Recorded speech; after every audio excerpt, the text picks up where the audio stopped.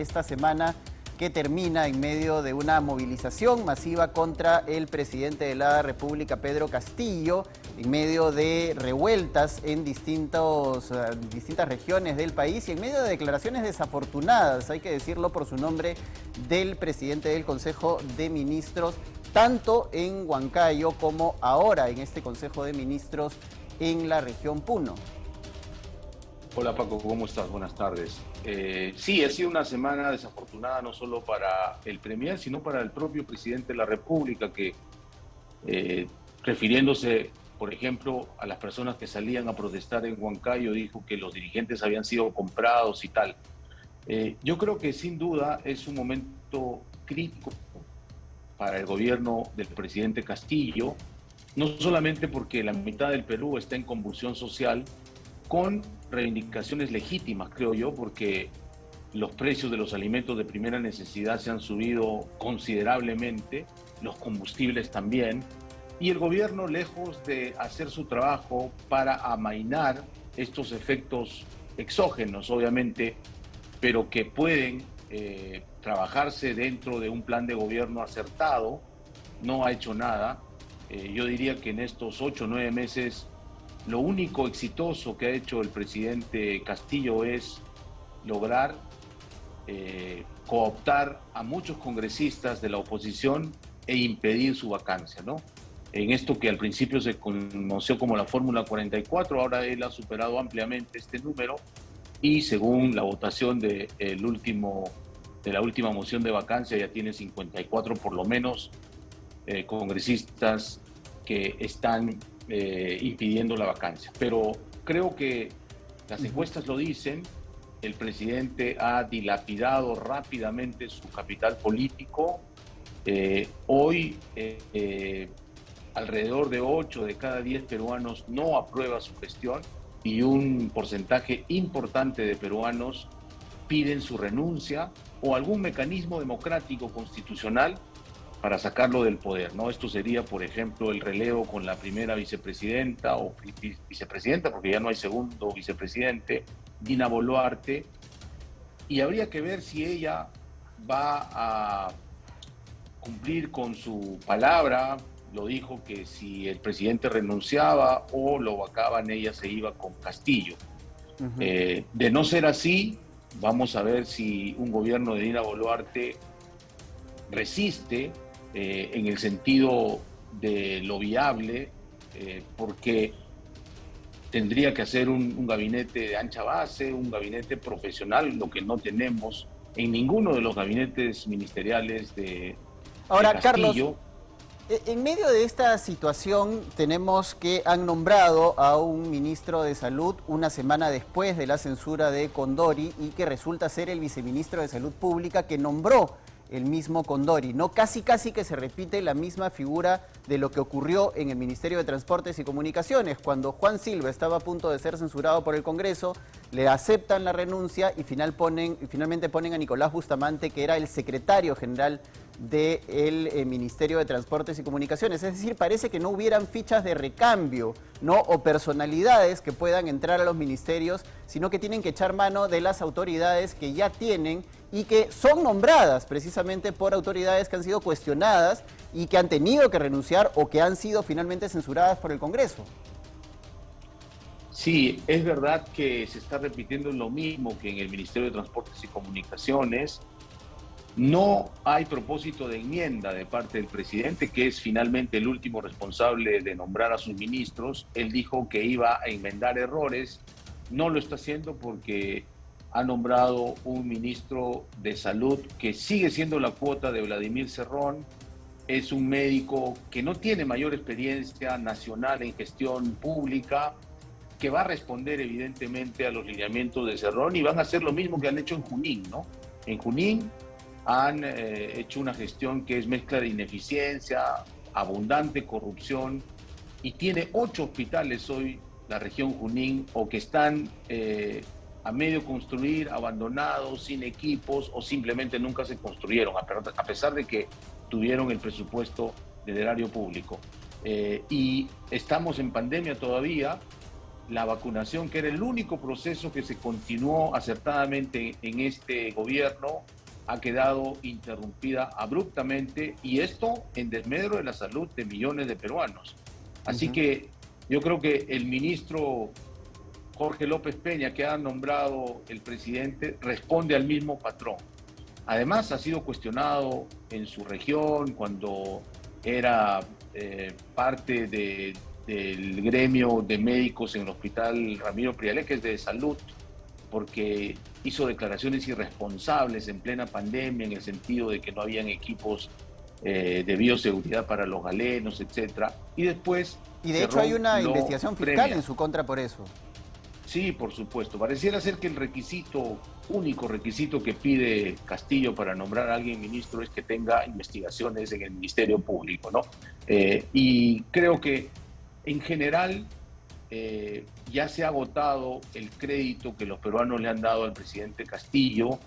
Creo que todos coinciden en ver cuál es la salida democrática, constitucional y sobre todo factible en medio de esta convulsión social y de esta permanente crisis política que venimos arrastrando desde el 2016.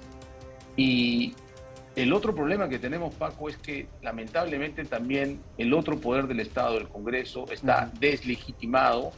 La propia presidenta del Congreso no podría ser un recambio, digamos, con cierta legitimidad y que gran parte de la población lo acepte. Así que mi opinión como ciudadano es que si se produce una renuncia tanto de Castillo o de Boluarte, o al final una vacancia producto de la presión popular, creo que el Congreso también debe cambiar la mesa directiva, ya sea por una renuncia voluntaria de la señora Alba o por una censura a la mesa directiva y poner algún personaje.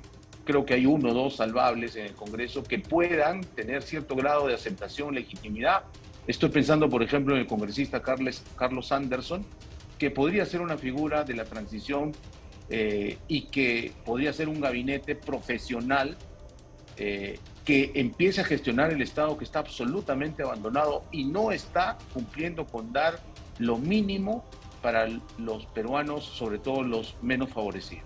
Ahora, Carlos, conversemos sobre las protestas que se iniciaron la semana pasada en Huancayo, en la región Junín, y que precisamente resulta paradójico o importante que se hayan iniciado en esta región, que es la región del partido de gobierno, pero además de todas los exabruptos que ha tenido el presidente del Consejo de Ministros, los ministros, en declarar con respecto a los reclamos de la población, se suma que finalmente el presidente llega ayer a esta sesión del Consejo de Ministros descentralizada y ensaya una disculpa, ¿no? No es una disculpa propiamente dicha, porque lo que dice el mandatario finalmente es que él pide disculpas si es que alguien se ha sentido ofendido, es decir, tampoco es que asuma la responsabilidad total por lo que ha dicho. Y ayer, en esta misma sesión del Consejo de Ministros descentralizado, varios dirigentes le han pedido que no se acerque a Vladimir Cerrón, que no gobierne con los dinámicos del centro. ¿Cómo ves esa situación? Porque pareciera que el bastión de Perú Libre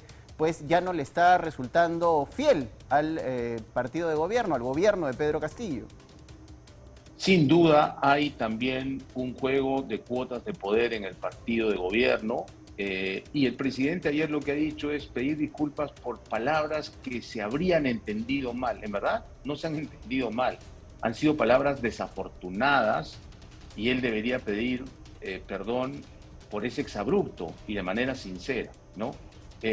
Pero más allá de esto, que es importante sin duda, pero creo que lo que no está haciendo el presidente es gestionar para resolver los problemas más álgidos de una buena parte de peruanos. Ayer en Huancayo, en el Coliseo Huanca, leyó una suerte de lista de lavandería sobre proyectos de ley que supuestamente van a cambiar de un día para otro la realidad de los peruanos de a pie, y algunos incluso ya son normas que lo que faltan es que se cumplan, pero no se está resolviendo las cosas concretas que piden, por ejemplo, los agricultores, no solo del Valle del Mantaro, en general de todo el Perú. Los fertilizantes se han subido de manera exorbitante. Un saco de urea que usan mucho los agricultores de esa zona costaba 70 soles en julio del año pasado, hoy cuesta 250. prohibitivo para los agricultores y se le corta la única actividad que tienen, ¿no? Y podemos hacer así una lista de muchas cosas sociales que no se están resolviendo porque no hay gestión, porque al parecer la única plan de trabajo del gobierno de Castillo es evitar la vacancia. Y creo que eso ya está superado. Su gestión ha sido absolutamente ineficiente en estos últimos 8 meses y nos está llevando a una convulsión social porque obviamente la protesta es legítima. Claro, siempre hay infiltrados, siempre hay lumpen que se infiltran en las demandas, pero ni siquiera eso puede hacer el Estado peruano, es decir, asegurar la seguridad pública para todos los demás. Claro, si tienes un primer ministro que critica en un medio extranjero a una policía que está haciendo esfuerzo por contener a los manifestantes, la moral de la policía también está bajo y por supuesto los ministros públicamente se están enmendando la plana y no hay un líder que ponga orden y que enrumbe al país. Hay un desgaste en ese sentido del presidente del Consejo de Ministros, Aníbal Torres. La verdad es que las expresiones que ha tenido en las últimas semanas, incluidas las en las que hace una especie de loa contra Adolfo Hitler, digamos que son la gota que ha derramado el vaso, ¿no? Hay evidentemente algunas palabras que son disonantes en el discurso